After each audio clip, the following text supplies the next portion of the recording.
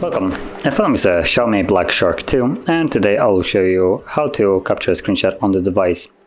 So to start off, you want to open up the content that you wish to capture, which as an example, I'm gonna use the simple home screen that is open right now.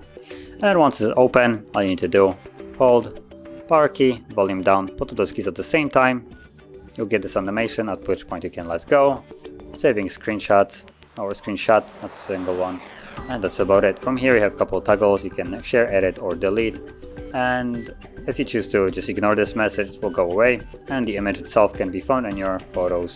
So let's go into here, and if we actually go into the, there we go, photos or albums, it looks like we have screenshots. There we go.